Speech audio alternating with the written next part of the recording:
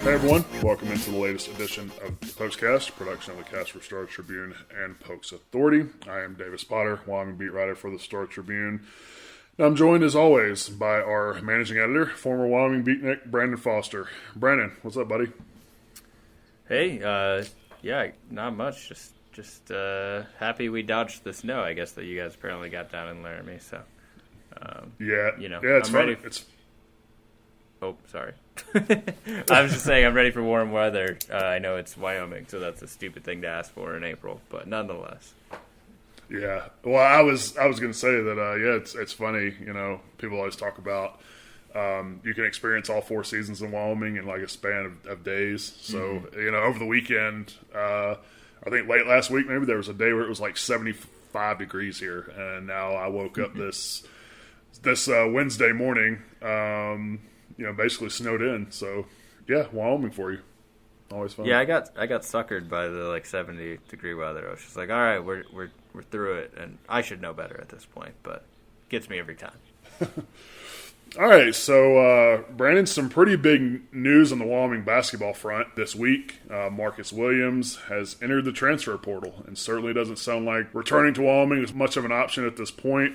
And then some interesting developments in terms of the name, image, likeness in college sport is something interesting that Central Florida did over the weekend during its spring game that I'm interested to talk about and hit on just a little bit, particularly considering that's also a group of 5 schools. So we'll talk about that a little bit later in the second segment. But first, the week obviously started with some very tragic news regarding the Wyoming football program. Tony Evans Jr., the receiver out of Lancaster, Texas, who had just signed with Wyoming in February, was fatally shot in a Dallas hotel over the weekend. I know that the Dallas Police Department hasn't really released any more information about that. The Dallas Morning News had reported that there were some high school kids that had gathered at that hotel for a party late Saturday night, but they still don't know a motive. And as of early Wednesday afternoon, at the time that we're recording this, still haven't gotten anybody in custody, and are offering a reward of up to $5,000 for anyone who can provide information on that case. But yeah, I mean, Brandon, really nothing other to say than just a really, really tragic thing for that program to deal with, and not only the program, but obviously Tony Evans' family and his friends and everybody that's been affected by this. And it's the second time in 3 years that Wyoming has had a recruit pass before they even arrived on campus. You'll remember a couple of years ago where Neftali Moimoy, the defensive lineman out of California, was lost at sea. So, I mean, just a really tragic thing all the way around. Yeah, I mean, just not much more to say than that. Just really terrible story, and it was kind of neat to see some of the comments from the coaches and players, offering their condolences and their thoughts. I mean, obviously the coaches recruited him, and at least some of them got to know him, but for players who probably have never even met the guy, maybe texted with him a little bit to speak about the idea that he's still always going to be remembered as a member of this team and stuff like that. That's very cool. Again, for them to make those comments for someone they may never have even met. And yeah, I mean, it's tragic, and he's got, if I'm not mistaken, a teammate, DQ, is that right? Yeah. From the same school coming, and I think that will make it hit home even a little bit more, especially for him.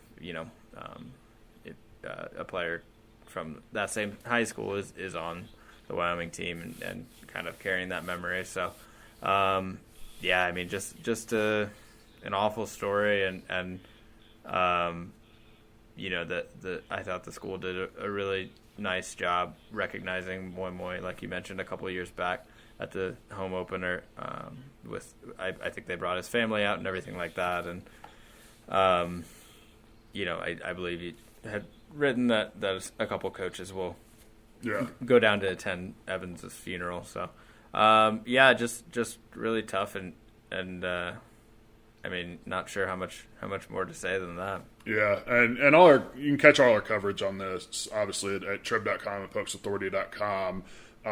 But, yeah, Craig Bowl and receivers coach Mike Grant, who obviously had a big part in recruiting Tony to Wyoming, they both plan to head down to the Dallas-Fort Worth area for his funeral services once those are finalized. But it hits home even more for Craig Bowl because he has a tie to that family, going back decades. When he was a young defensive assistant at Tulsa back in the mid-'80s, Tony Evans' father, Tony Sr., was actually the starting running back then for the Golden Hurricane. And, he just talked about how, obviously how it was just, gut-wrenching for him to see Tony Evans Jr.'s name pop up on the news in that way this week. But, I just – thoughts and prayers to Tony's family and his friends because, I can't even imagine, what they're dealing with right now.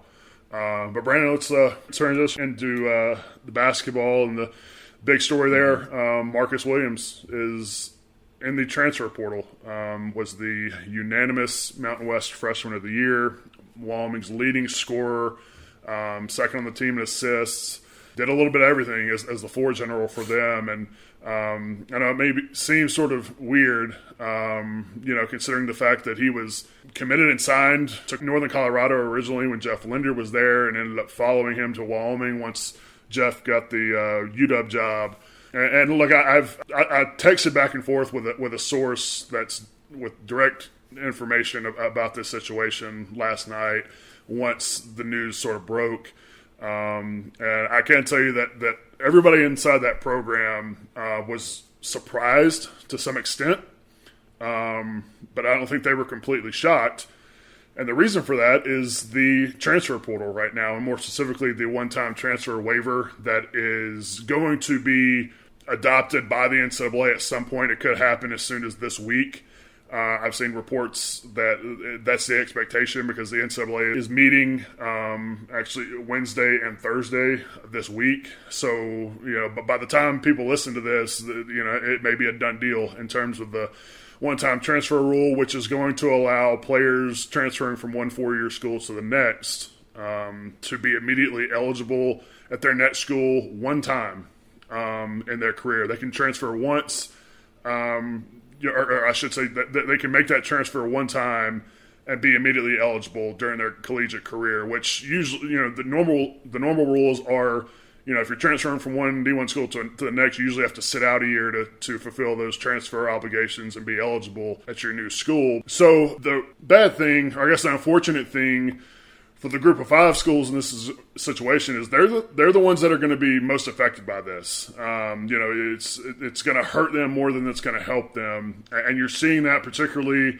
And when you look at Marcus' situation, there's a lot of these players that come in and kill it their first year as a freshman, and all of a sudden, they know, okay, in anticipation of this transfer waiver being adopted, they can go to a Power 6 school, be immediately eligible to play there, and that's a big deal for them. Yeah, and look, the transfer portal is always crazy, but the one-time transfer rule has sort of put this thing on steroids now, because all these kids know more likely than not they're going to be able to go make a step up to the Power 6 level and not have to sit out a year.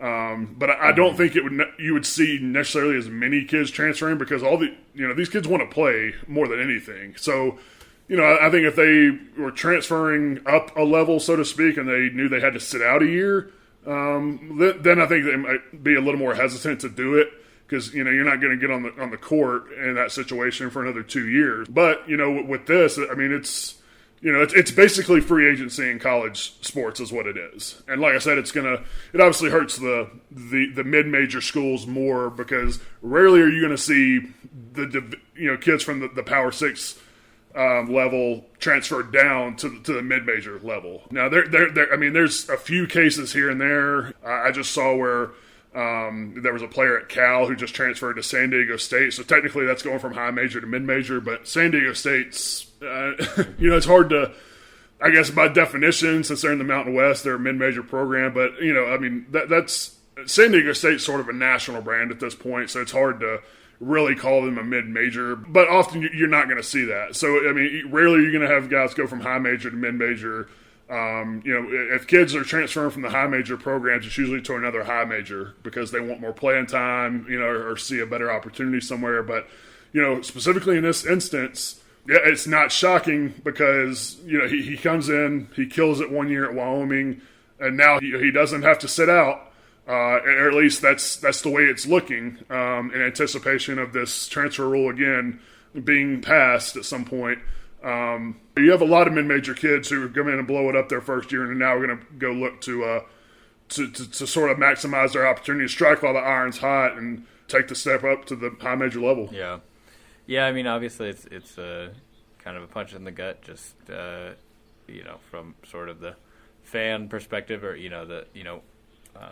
looking at sort of the momentum this program seemed to have coming out of last year. But I think we said, we always kind of said there was a caveat even before we knew this as far as, the trajectory of where things are going headed out of Linder's first year, just because college basketball in general is unpredictable in this regard. And now more than ever with this new rule, you mentioned Linder's statement on, we thank Marcus for his contributions to our program and wish him well. Very brief statement, by the way. Very brief.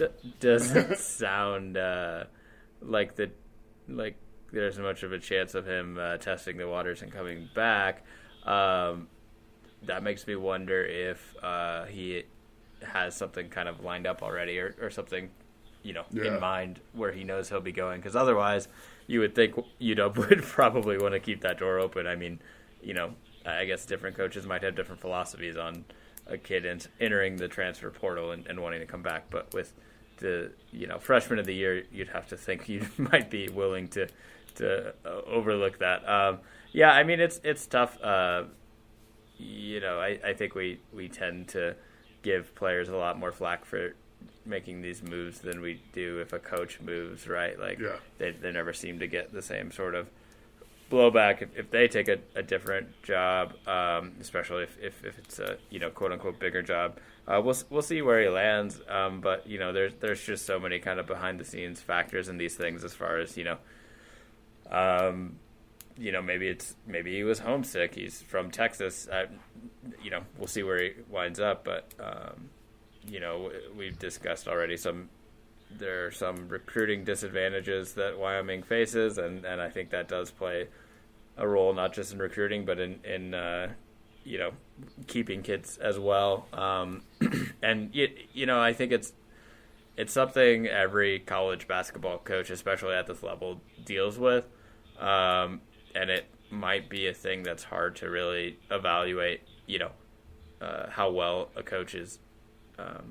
How good they are at keeping players or not. I think that was really the turning point in the Allen Edwards era was after a decent first couple of years, just had a exodus of players, and not quite sure why all that happened, but that kind of did him in as far as having the bodies he needed to succeed. So it can it's a huge part of the job, but I don't know that there's any secret formula, and I don't know if any coach can actually control all that much of it. But yeah, we'll see. I think it's it's interesting. After you have such a good year, and again, I'm not going to criticize a 19-year-old kid for what he wants to do with his life, especially with, like you said, this opportunity where you don't have to sit out a year. But you wonder a little bit of about the idea of messing with a good thing, right?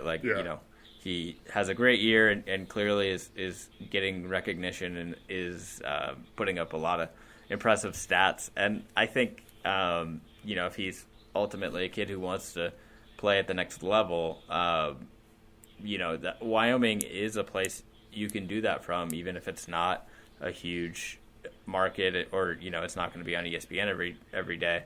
Obviously Larry Nance got drafted in the first round, but I think maybe even a better example is Justin James. Larry Nance had a team that won a lot and went to the NCAA tournament. That helps your resume, but Justin James was an example of even if you don't do that, even if you're not a team that's going to win a conference championship, if you play well enough, an NBA team can still find you in Wyoming. That said, I don't know. Justin James is kind of like a prototypical NBA body, I think. And I'm not sure I haven't watched Marcus a ton in person or I haven't ever watched him in person. I'm not sure what your read on that is, if he's kind of got that prototypical length or whatever it may be that the NBA looks at. But yeah, I don't know. That might not even be a big part of his decision. Who knows? He's only a freshman, but it is. Again, I think we're as like a sports media community giant, quote unquote. I think people are getting better at understanding that these are like kids making life decisions, and it's not just about like, I lost this player from my team in the way that maybe it is a little bit more in the pros or whatever, but like from just the sheer fan perspective, it's a bummer. Yeah, no, absolutely. And but you also have to wonder too. You bring up Justin James. If this 1 year or a one-time transfer waiver were in effect when he was at Wyoming, would he have transferred? Yeah. And it's not just particular to Wyoming either. Would San Diego State's best player have transferred? Would New Mexico's best player have transferred? That's just the reality of it. I mean, the one-time transfer, that's sort of the linchpin to all of this. But also, if you are Jeff Linder, I think you understand some of the frustration if that's what he's feeling. Because, again, we mentioned the fact that he recruited Marcus to UNC first, and they were the ones that went into Texas and sort of discovered him. I wrote a story about that late last season about just how Wyoming went down to Texas and discovered him, and the assistant coach Ken DeWeese, and they're the ones that put more time and effort into making Marcus a priority when they were at UNC than anybody. And, obviously then he follows you to Wyoming when you get the Wyoming job, and now he's leaving. Say, sure, I mean, absolutely. I think that's a little bit of a gut punch. But, I should mention, too, that I have tried to reach out to Marcus directly multiple times since Tuesday night.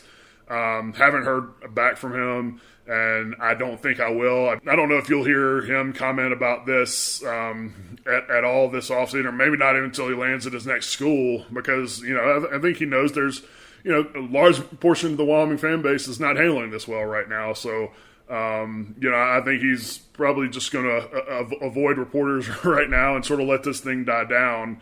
But I also do wonder, too, how much the player-coach relationship between Jeff and Marcus might have played into this too, because as long as Jeff and them recruited him, and as much as Marcus said the right things publicly in terms of wanting to play for a coach like Jeff and his offense and feeling like he was a perfect fit for this style of play. Jeff, in terms of his coaching style, he's admitted that it's not for everybody, and there were times last season where he benched Marcus, citing the lack of defensive intensity. He held Marcus to a very high standard because he saw the potential in him, and sometimes it showed him some tough love. And there were times, at the end of last season where he didn't feel like he was exerting the kind of effort and energy that he needed to, particularly on the defensive end of the floor, and he benched him.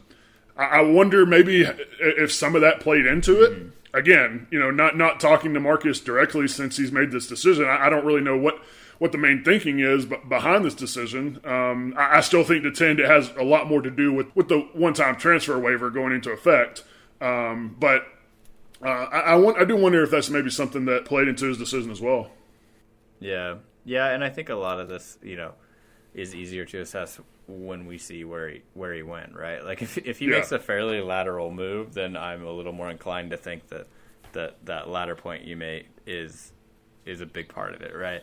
I think back to times I've covered teams and kids leave and say like, well, I just want to be closer to home, and then you see where they wind up and they're not any closer to home, and it's like, okay, well, it's obviously still their right to move, but you realize, okay, they weren't liking it here. It wasn't a right fit. I also think it's a bummer that last year, obviously this rule is in place because of the pandemic, but you're a first year college athlete. You probably dreamed of playing in the NCAA forever. You have a great year, and there's no home crowd cheering you on for the most part, or at least not full crowds. I mean, I think he probably didn't get the full Wyoming experience, of playing in front of like a packed Dome of Doom like maybe he would have this fall. That probably didn't help Wyoming's case. I mean, obviously every school had that, but and then I guess so.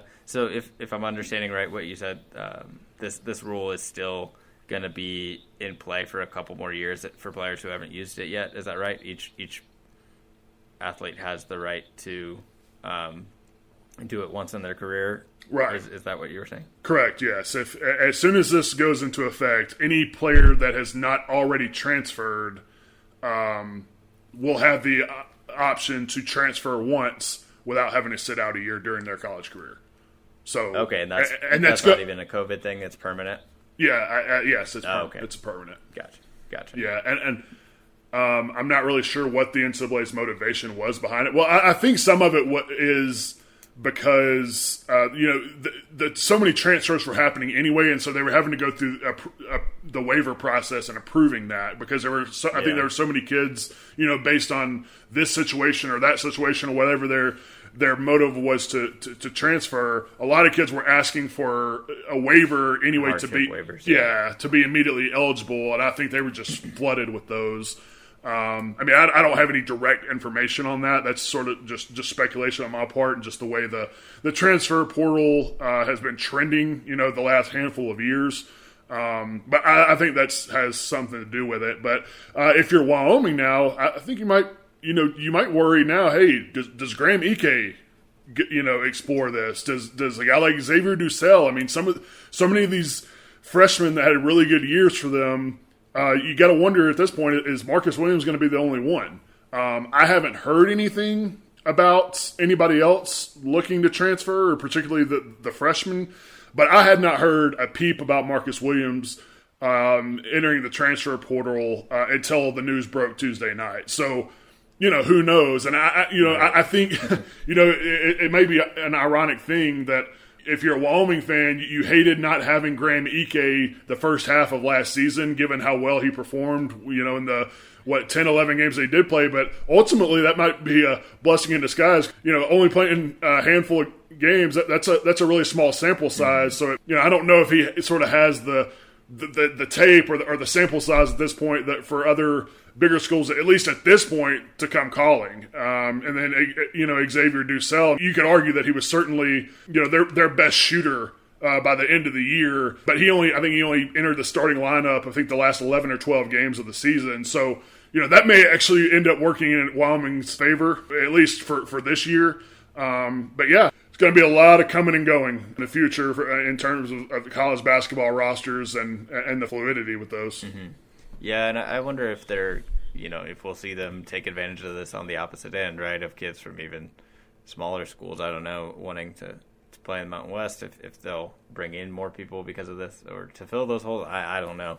I know, obviously on the football side, Craig Bohl's philosophy is pretty set in stone that he's not a huge transfer guy. I don't know where Linder stands as far as the hoops team, but yeah, I mean, I think at the end of the day, there's it's a tough pill to swallow, the idea that there's the Venn diagram of maybe what makes sense and what's fairest to players and what maybe sports leagues should do isn't always it's not a complete overlap with what creates the most entertaining product, right? Or what's most fun for fans. Like I think of in pro leagues, having a salary cap, probably I would rather sports not have that, because then my team doesn't have to be a cheapskate about stuff, and players can make more money, etc.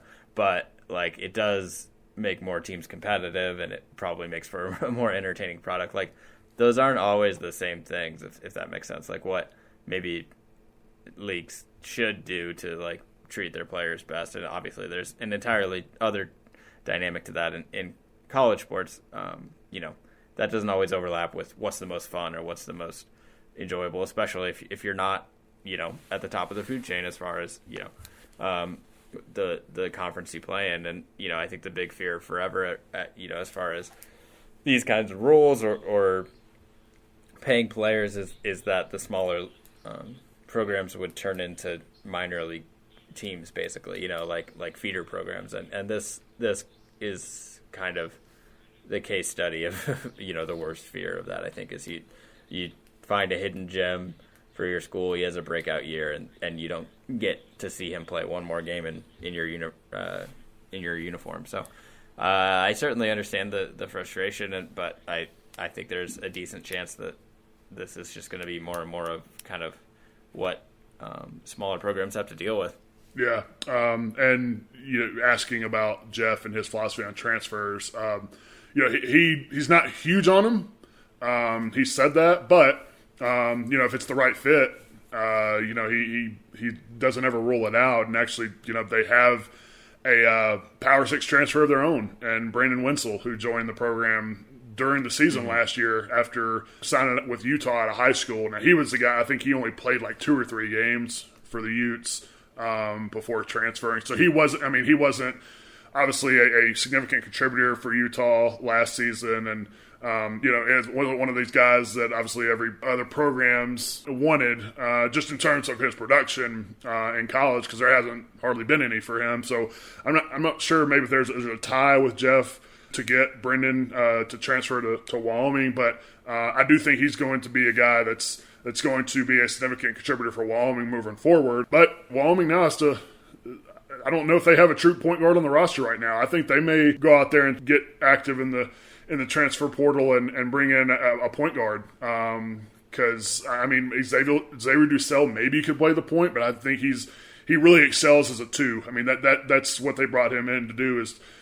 to play off the ball and shoot it. Hunter Maldonado has run some point before, but that's not his position. He's a wing.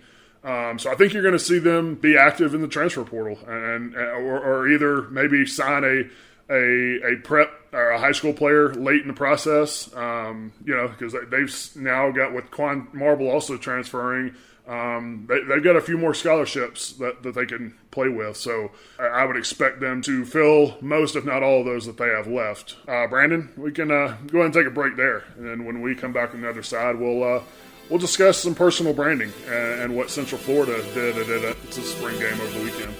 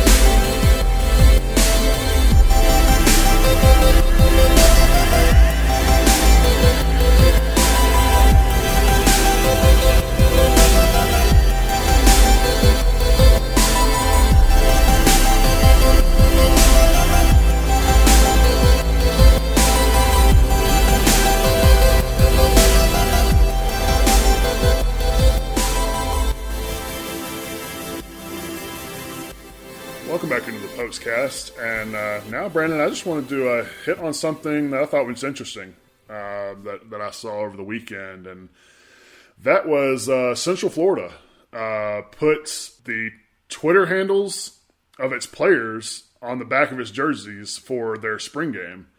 And I thought this was interesting just because, number one, it's a group of 5 program doing this. And number 2, this obviously sort of ties into the name, image, and likeness regulations that are inevitable at this point in college sports. Obviously, that's a huge talking point in college athletics right now. And Central Florida actually isn't the first team to do this. Temple actually did this a couple of years ago. I think it was during their spring game in 2018.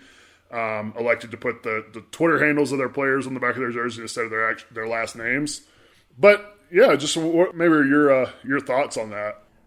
I got a long list here. Initially, my first thought is I hated it because I think it just looks like aesthetically really ugly, which I understand is not the point. But like my first blush thought was like, oh, that looks terrible. But no, I think obviously that's not the reason they did it. I think what I would love is if high school teams would do this, because I remember when I was covering the UW beat and trying to find recruits' handles, it was the biggest challenge in the world, and like they're always really funky with a bunch of, numbers instead of letters or whatever. So it would have been way easier if they just would have had their handles on the back of their jerseys on their huddle videos. But I think to some extent, like, what matters most is if the players like it. It's kind of a similar thing just with like alternative jerseys and stuff like that. You've seen teams kind of lean more into the Oregon thing just because it's another way to like make recruits think you're doing something cool. But I don't know. I think there's kind of some interesting like elements to this. I mean, for one, the one thing that no fan should ever do is tweet at a player, and this makes it extremely easy to tweet at a player. It's like, oh, there's his handle right there at JFlash. But like, good point. Someone like kind of jokingly, but asked like, could you put their Venmo handles on there and be like, nice catch there, number 9. Here's $20. I think that. Yeah, that was one of my first thoughts was, hey man, they should have put Venmo handles on there, and then things really would have got like fun. The NCAA is going to start allowing players to make money off the personal likeness in that capacity. Like that seems like it has more upside to me than somebody adding me. Yeah, no, I agree. But it's interesting because this. Again, it's a group of 5 school, so Gus Malzahn, who their newly hired head coach, I think he was asked about it after the game, and this is what he said via the Orlando Sentinel. This is a new age of personal branding. We're going to embrace it, and I think that's great for particularly G5 schools, where, let's face it, your athletes aren't getting as much notoriety as the Power 5 schools. I mean, you're not on the primetime TV slots. You're just not out in front as much on a national scale. So I think it's genius. I mean, there wasn't anybody talking about how many yards the quarterback threw for, how many yards the running back ran for. Like, what UCF did on the field in their spring game was totally irrelevant. I mean, everybody was talking about, hey, did you see what UCF did with their jerseys? And it got everybody talking about it. And I think that that's sort of the point here. And you have so many schools that are, I don't know if trying to fight this is the right phrase to use, but aren't necessarily embracing it. And we all know that name, image, and likeness, that's going to be a reality sooner rather than later. And look, we can dive into this topic in a later podcast, maybe later in the year when the NIL stuff gets I guess passed officially, or if it ever does by the NCAA, because they're trying to come up with a uniformed regulation, so that there's some schools in some states aren't offering more than other schools, but you also have individual states now who have some of them have already passed legislation, and some of it's going to go into effect as early as this summer. You've got states like New Mexico, Colorado, Nebraska, California, and I bring all those up specifically because those are all in Wyoming's recruiting territory. And, Wyoming better get on board with this because we've talked about in the past, it's already hard enough to recruit to a place like Wyoming. You don't need even more disadvantages on that front. You don't need to make it harder on yourself by not having some legislation in place. I mean, if you've got some, let's just throw out this hypothetical, but if you've got a 3-star quarterback that's down to Fresno State and Wyoming, and California already has legislation passed allowing athletes to profit off their name, image, and likeness, and Wyoming doesn't, well, where's that kid going to go? He ain't going to Wyoming. I mean, if there's any possibility that he can be compensated off his name, image, and likeness while he's in college, just use some common sense. He's going to go to the school where he can do that rather than the one that he can't. So I give UCF some credit, for like Malzahn said, to embrace this, because this is the direction it's going, and NIL is going to be thing officially at some point for all schools to deal with, and for them to get out in front of it and sort of embrace the personal branding aspect that comes along with that. I commend them for it. Yeah, I mean, I think in theory, I agree with what you're saying, and that it makes sense to embrace. This is going to be a bigger and bigger part of college football. In practice, I can't help but think I just keep thinking, the more I think about it, that it's like extremely lame because like are kids even on Twitter anymore? Like, I feel like Twitter's for like old, millennials at this point. I feel like Gen Z's all about TikTok and Instagram. Like, could they put their Instagram handle on it? I don't know. Like, this feels like someone tried, like, hello there, fellow kids, in like uniform form. Like, the only thing lamer I could think of is putting like a QR code on the helmets or something.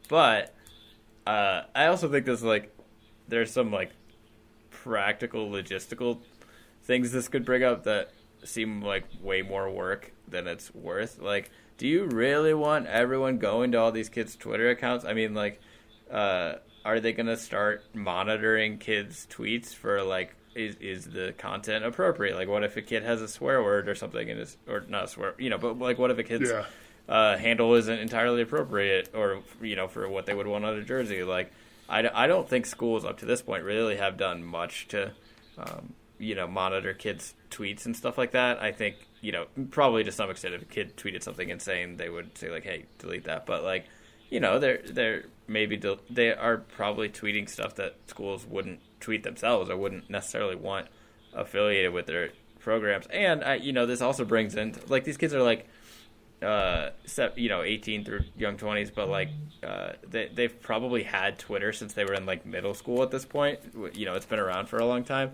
And then, like, is this going to just drag up more, like, Josh Allen scenarios where people find, like, tweets from when someone was in high school or something, insensitive, and, like, not to get, like, into a cancel culture debate, but, like, this only seems like it, puts more attention on, like, something stupid someone could have tweeted at this point when they were, like, 13, because these kids probably had accounts going back a long ways. I don't know, like, if I'm an assistant coach, I'm like, yeah, I'm not doing all that. Like, I'm not going to go look through everyone's tweets and, like, search to see if they may have, like, tweeted an insensitive Modern Family quote when they were 16, like Josh Allen did or something. And then, the other team digs it up the night before the game and tries to get them I don't know. Like, it seems like there's a whole lot of things like that are just, like, a waste of everyone's energy. But I agree at large, like, yeah, like the allowing players to make use of their own likeness is on the way, no matter how you feel about it. As far as Wyoming goes, though, I think, like, is Craig Bowl gonna do this? Like, Craig Bowl is like very old fashioned. I talked about uniforms. Like, he's not even a third uniform guy. They don't even have any names on the back of the jersey. They don't have last names, much less Twitter names. Like, this would be I'd be a little bit shocked if they did this. I mean, I think the legislation part that you bring up is probably more consequential and maybe more likely. I don't know of any Wyoming legislator who's even brought it up. We just wrapped up a session. That's a really good question, but I don't know that I see like Craig Bowl, putting TikTok handles on the helmets or something. Like, it's a very old-fashioned ethos, and I don't know. I mean, I think to some extent too, there's, like, is the offensive lineman on Wyoming gonna ever profit off of his likeness? Like, this is only gonna like actually affect so many players, and I agree with like the NCAA exploring ways to allow those players to do it. Like, like Tua Tagovailoa is like a national star when he's at Alabama. It doesn't make a lot of sense that if his injury had been a little bit worse, he could have never made a buck off of football. But like, is this actually all that relevant at the G5 level? I don't know. I mean, it'll be interesting to play out. But I just staring at these uniforms, it's super lame to me. Yeah, well, but if the players liked it, whatever. But back to your point about, the I guess the Twitter handles, what players might tweet out or this or that. Like, you're not putting those players' Twitter handles on their back of their jerseys if you haven't sat down and had a team-wide conversation about this, right? Like, that's something that has to happen before, I mean, you can't sit there and just surprise the kids, right? Oh, guys, show up the day of the spring game and be like, hey, we're putting your Twitter handles on the back of your jerseys. Like, there had to be surely there were multiple conversations leading up to this about, okay, guys, this is what we're doing, but this is what comes along with this. Be careful, yada, yada, yada. Yeah, I mean, that's probably true. I mean, I think a lot – I'd be interested to read a story. I bet a lot has changed in the last 5 years because I'm trying to think of – I mean, there's been a lot of examples. I mean, there was, like, the MLB pitcher, right, who someone dug up, like, a racist tweet of his while he was pitching in the All-Star game. Like Josh Allen is far from the only example in the pros. I bet there are, like – I bet NFL agents and agents at all in all pro leagues are very savvy now at cleaning up a Twitter account. So maybe that extends down to some extent to the college level. But otherwise, like, Twitter's search function is stupid. Like, I've done it. Like, I'm just trying to imagine, like,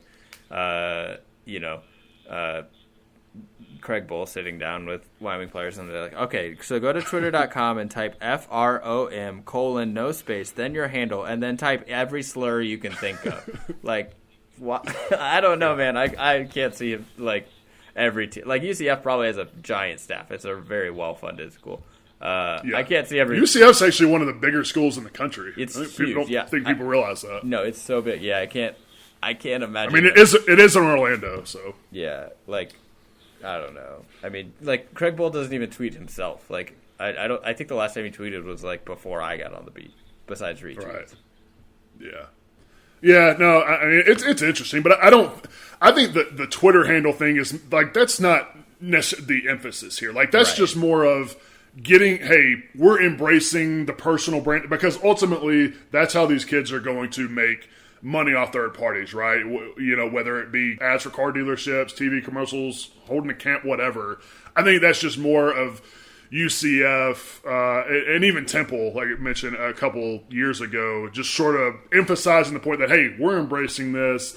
Our players they're more than just entertainers for people on Saturday afternoon when they come out and watch them play. Like, these are real human beings that put in a lot of time and effort into into being college athletes, and I think put in a lot more time than people realize. And I just think it's more of, hey, these are our individual players. I think it's more of an emphasis on that, just knowing what's coming down the pipe with the NIL laws that are already in place in some states, and again, maybe a more uniform thing from the NCAA, which the NCAA keeps dragging its feet on this, and states aren't waiting around anymore. Yeah. I think with some of these states going ahead and adopting, I think they're trying to put the pressure on the NCAA. Like, hey, man, if you're not going to introduce a uniform law on this, we're going to take it into our own hands, and we're going to leave it up to each individual state.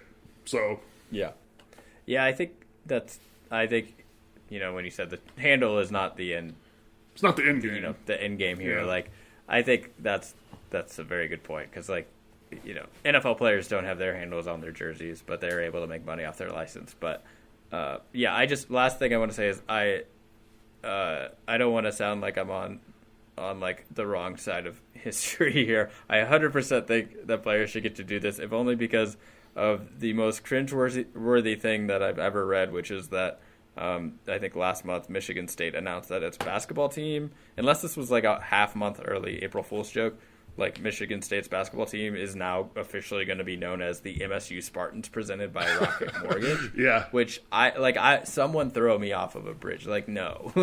Come on.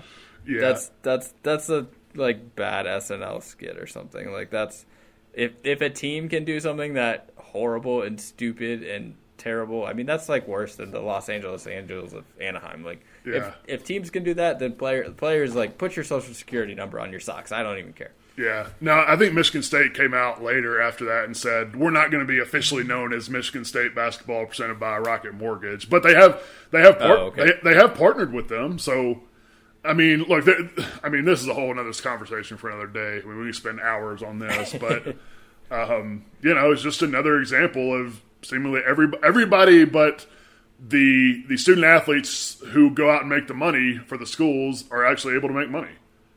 So, yeah. I don't know. Anyway. Teams should, players should change their uniform numbers to their routing numbers. I think that'd be cool. Send me a check.